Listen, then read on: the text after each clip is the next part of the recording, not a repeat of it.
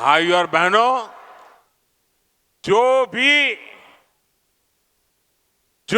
देश आर्थिक रूप से सशक्त होना चाहता है, वो शिप बिल्डिंग यानी बड़े बड़े जहाज निर्माण पर बहुत बल देता है।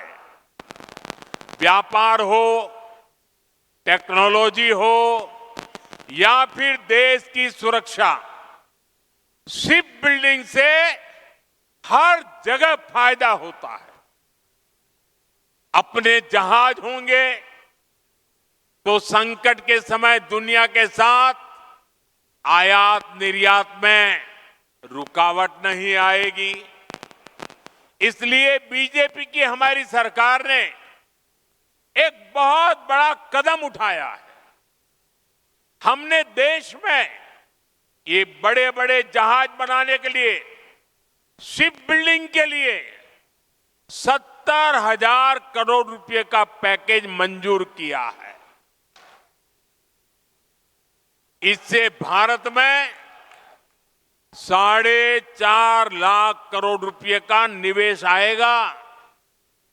ये पैसा स्टील, मशीनरी, इलेक्ट्रॉनिक्स और मैन्युफैक्चरिंग से जुड़े अनेक छोटे, लघु, कुटीर ऐसे उद्योगों तक पहुंचने वाला है। इससे सबसे बड़ा लाभ मेरे नौजवानों को, मेरे देश की बेटे बेटियों को होने वाला है। इससे लाखों नई नौकरियां बनेगी। इसका बहुत अधिक लाभ हमारे उड़ीसा को होगा। यहां की इंडस्ट्री, यहां के नौजवानों को इस रोजगार का लाभ फायदा होगा। साथियों, आज देश ने आत्मनिर्भरता की तरफ बहुत बड़ा कदम उठाया है।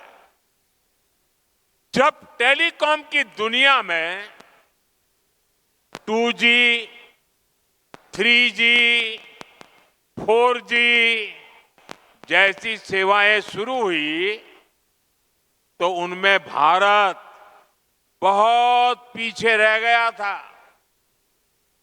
और क्या चल रहा था वो भी आपको मालूम है।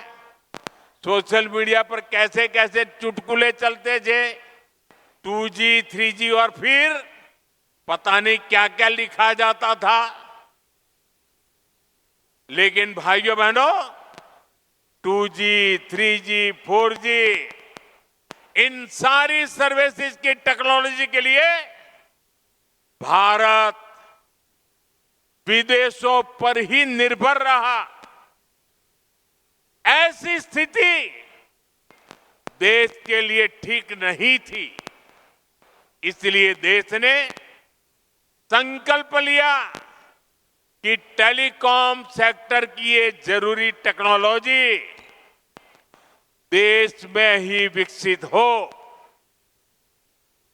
हमारे लिए गौरव की बात है कि हमारे BSNL ने अपने ही देश में पूरी तरह स्वदेशी 4G टेक्नोलॉजी विकसित कर ली है।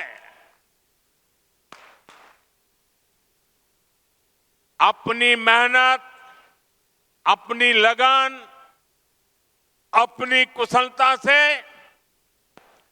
BSNL ने नया इतिहास रच दिया है।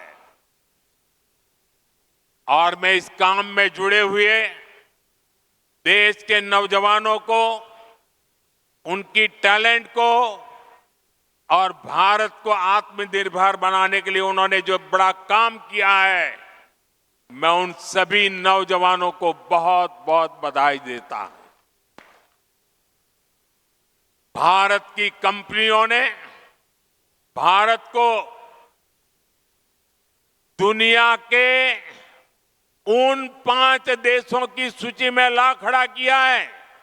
सुनिए, अब हम 5 देशों की सूची में आ गए हैं जिनके पास 4G सर्विसेज शुरू करने की पूरी तरह स्वदेशी टेक्नोलॉजी है।